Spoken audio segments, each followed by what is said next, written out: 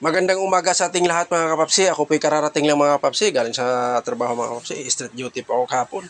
Ay tamang-tama. Pagdating ko sa bahay, nagluluto na si Mrs. May favorite ulam. Chicken wings. Buttered chicken. Yun ba yun? May tama ba yung mga proseso na yun pagka pasalita ko? At saka may rin tayong itlog. Yan o. Tortang itlog. Yan. Kaso lang nadurog. Nadurog yung tortang itlog natin dahil medyo marami at maliit lang yung aking mahiwagang kawali.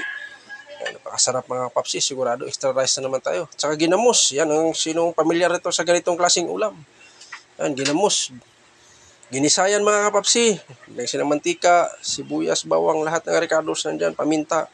Isang linggo yan mga papsi. Hindi masisira yan kahit hindi mo i-rep yan. Yung tinatawag sa amin na ginisang ginamos. Yan o.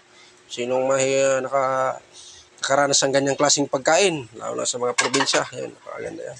Yan na po mga kapapsi, at ako po'y kakain na. Kung sino pang hindi kumain ngayong umaga na to, sabayan nyo ako. Kain kayo mga kapapsi. Kain tayo mga kapapsi. Sigurado talaga, mapapa-extra rice kayo. Niwala kayo sa akin. Ayun, unang subo para sa inyong lahat mga kapapsi. Yan, napakasimpleng ulam. Pero para sa akin ay napakasarap na yan mga kapapsi. Ano? Talagang hindi nagpapahalata si kapapsi. Medyo gutom na. Kahapon pa po ako dahil sa aking duty. Street duty po mga kapapsi. Kaya, alam mo, parami talaga tayo ng kanin. Lalo na pag ganyang klaseng ulam mga kapapsi. Talagang hanapin talaga natin yan. Yan o.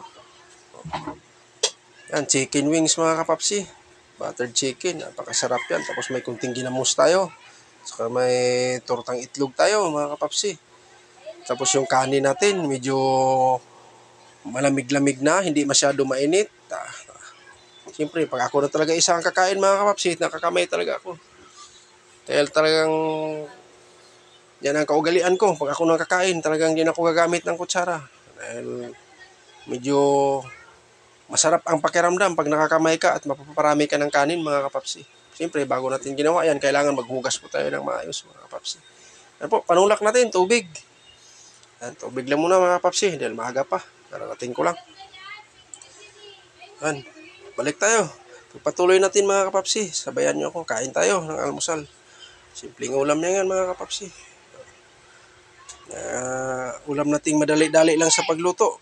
Yan, tortang itlog at saka yung manok. Dahil yung manok, nasa amin, malapit lang yung palengke namin. Nilalakad ko lang, wala pang 5 minuto. Nandiyan ako sa palengke namin. Kaya lagi akong nag-upload ng mga ganyang klaseng ulam, mga manok. Lahat ng recipe ng manok, nagawa ko na. Dahil napaparami talaga tayo ng kain mga kapapsi. Pag ganyan talaga. Talagang, yan mga kapapsi.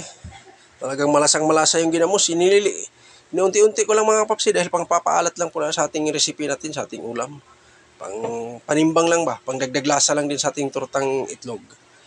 At saka yung ating chicken wings kasi natin ay medyo matamis anghang na siya.